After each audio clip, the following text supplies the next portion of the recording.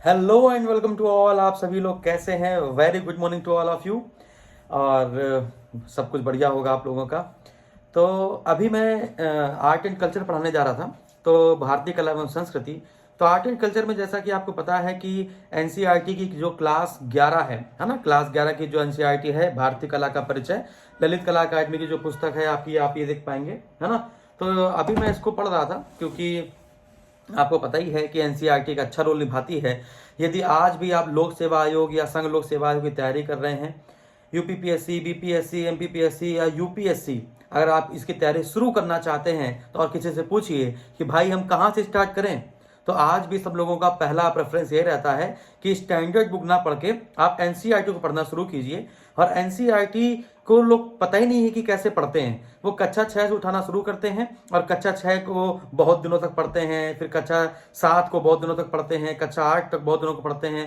तो बहुत दिनों तक उसको नहीं पढ़ना है। आप कक्षा 6 की एनसीईआरटी जो इतिहास की है ना, या फिर जो भूगोल की है, आप उसको एक दिन या 2 दिन में खत्म कर सकते हैं। ये थोड़ा सा आपका रिदम अच्छा सा बन जाए, यदि आपको पहले से नॉलेज हो कि बौद्ध धर्म क्या है, जैन धर्म क्या है, किसी भी धर्म का उदय कब होता है, संप्रदाय और पंथ निरपेक्ष, धर्म निरपेक्ष, इसमें अंतर क्या रहता है, मानसून कैसे आता है ना, पर्यावरण क्या होता है, यदि आपको इसकी बेसिक नॉलेज है तो आप फिर इस एनसीईआरटी को बहुत ज़्यादा डीपली पढ़ने की जरूरत नहीं है। लेकिन कुछ एनसीईआरटी आपको अच्छे से पढ़नी होती है, जैसे कक्षा 11 और कक्षा 12 की एनसीईआरटी आपको अच्छे से पढ़नी होती है। जैसे साइंस एंड टेक में आपको सिर्फ और सिर्फ कक्षा 11 और 12 के जो बायोलॉजी के अगर देखा जाए तो चैप्टर नंबर 15, 16, 17 और 14 चैप्टर आपको पढ़ने होते हैं। 14, 15, 16, 17 आपको पढ़ने होते हैं। ये सारा आपको नहीं पढ़ना होता है कि आपने उठाया एनसीईआरटी और सारा पढ़ना शुरू किया। आपको एनसीईआरटी में कुछ ही टॉपिक पढ़ने रहते हैं जिनसे पेपर आपका बनता है, जिससे आपके कॉन्सेप्ट क्लियर होते हैं, है ना, और अंडरस्टैंडिंग आपकी बढ़ती है। फिर इसके बाद आप देखेंगे कि आपको स्टैंडर्ड बुक पढ़नी पड़ती है। ठीक है, जैसे कि आप हिस्ट्री पढ़ रहे हैं तो हिस्ट्री के लिए आपको आर एस शर्मा पढ़ लेनी है, एनसीईआरटी से बिलोंग करती है। तो ऐसे विपिन चंद्रा, सतीश चंद्रा, है ना, स्पेक्ट्रम पढ़ लेनी है। जीसी लियोंग की आपको पतली सी है, इंग्लिश मीडियम की आती है, भूगोल पढ़ लेनी है। तो इस प्रकार से तो कैसे पढ़ना है ये टेक्निक लोगों को पता नहीं होती है। अब एनसीईआरटी से क्वेश्चन बनते कैसे हैं और उसको मेंस से कैसे कोरिलेट करना है, लोगों को समझ में नहीं आ रहा है।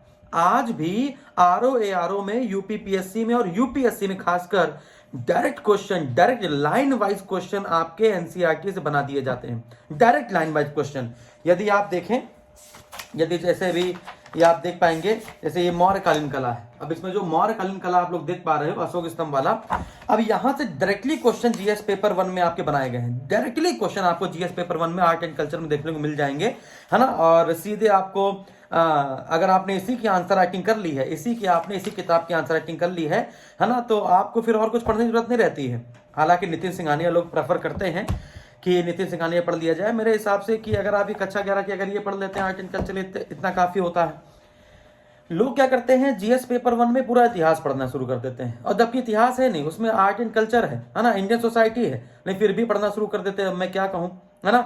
जैसे जीएस पेपर 1 में अगर उनको मुगल काल ना पढ़ाया जाए, गुस्सा आ जाते हैं, सर आपने अकबर नहीं पढ़ाया, बाबर नहीं पढ़ाया, हुमायूं नहीं पढ़ाया। और उनसे कहते बेटा ये पेपर में है नहीं, कहते सर आपको पता ही नहीं है, सिलेबस के अकॉर्डिंग पूरा पूरा पढ़ाइए, आए चाहे ना, हमको पूरा पढ़ना है।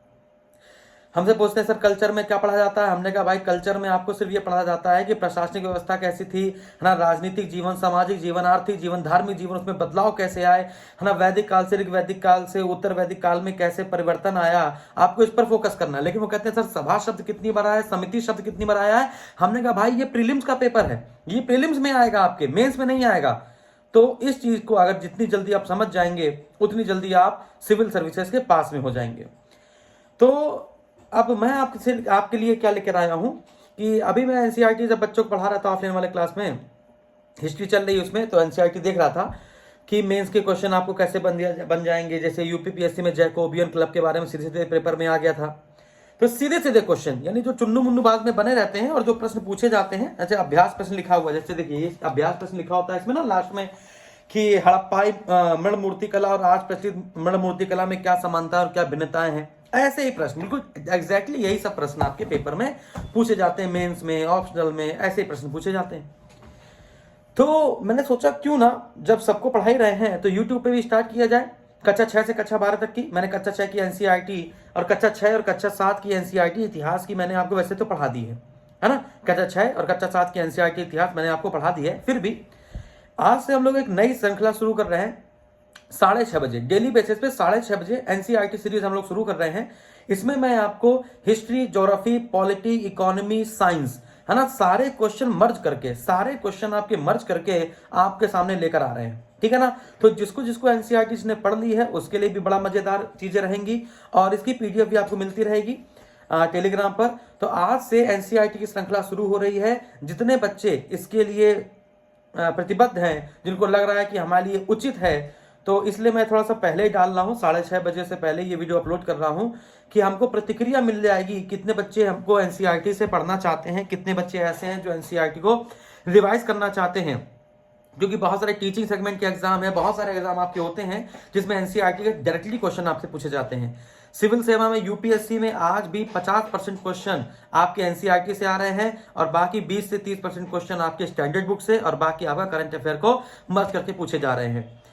तो आप लोग जैसा ही बताएंगे, अगर ज़्यादा से ज़्यादा ये वीडियो में बच्चे आते हैं और वो इंटरेस्टेड होते हैं और वो कमेंट बॉक्स में कमेंट करते हैं कि सर शुरू कर दीजिए, और इसका कोई पैसा नहीं है, यूट्यूब पे सारी वीडियो जाएंगी और 1 महीने तक अगर मैंने पढ़ा दिया, मात्र 30 दिन, अगर 30 दिन मैंने आपको पढ़ा दिया तो मैं आपको कक्षा 6 से कक्षा 12 तक की एनसीईआरटी ऑल सब्जेक्ट का निचोड़ दे जाऊंगा।